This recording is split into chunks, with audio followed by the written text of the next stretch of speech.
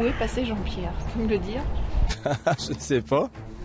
Aucune idée. Ah, alors là, écoutez, je pourrais pas vous répondre. Ah non, je peux pas vous dire. Tiens, j'ai travaillé encore pour le stade, justement. À vrai dire, je n'en sais rien. Vous l'avez pas vu dans les parages aujourd'hui? Non, je l'ai pas vu, non. Une petite idée, un truc comme ça? Non, sans doute à son entreprise. Je pense qu'il est sur ses différentes missions. Bah, il doit s'occuper de son entreprise, je suppose. Je cherche Jean-Pierre Caillot. Ah, Jean-Pierre est en AG toute la journée aujourd'hui. Merci.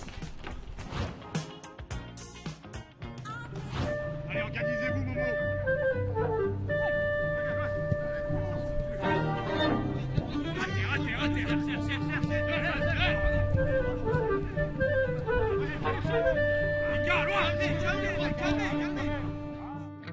Question piège. La première, c'est de savoir un petit peu ce que tu pensais de Jean-Pierre. Comment tu le décrirais? Je dois faire attention là.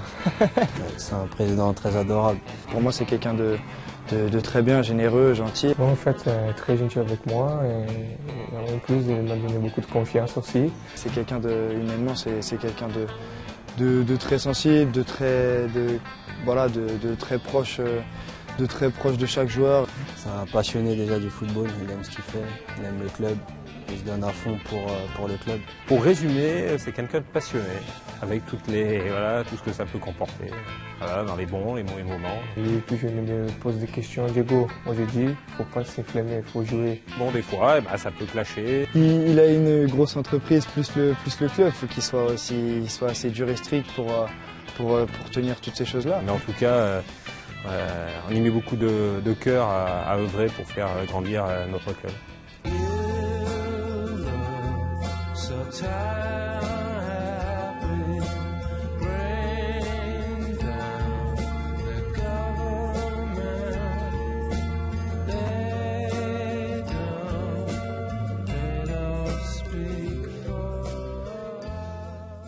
Si t'as un souvenir qui t'a marqué avec lui, un moment, je sais pas, un match, une conversation, ça serait quoi? Si tu devais te souvenir que d'une chose.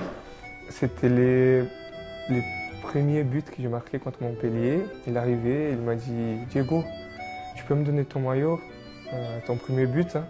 Moi j'ai dit, le premier maillot c'est pour maman. Il m'a dit, ah ok, ça j'ai compris, c'est pour ta maman. Donc ça m'a marqué, donc il a les respects avec les joueurs aussi. La bise qu'il m'a faite, alors là je pourrais plus dire quel match c'est. Je jouais pas, je venais juste de revenir de maladie et on gagnait un match à la fin, je sais plus c'est lequel exactement, c'était l'année dernière. Et puis en venant le saluer à la fin du match, il me fait la bise et c'est resté un petit peu le petit truc, parce que je crois pas qu'il l'ait déjà fait à un joueur. Je pense que c'est la montée de Ligue 2 en Ligue 1. Je pense que c'est le meilleur moment qu'on ait passé ensemble. Sur le terrain, on s'est vu, on s'est serré dans les bras. C'est vrai que de la part d'un président, c'est très agréable et c'est quelque chose qu'on ne vit pas tous les jours. Et puis ça fait du bien de vivre des moments pareils. Comment ne pas penser à la remontée en Ligue 1? Je crois que le Prez, il en avait rêvé. Et quelque part, ça fera partie de notre histoire commune, à la fois professionnellement, mais humainement aussi. On ne nous enlèvera jamais, en tout cas, ce qu'on a vécu à cette période-là. Bonjour.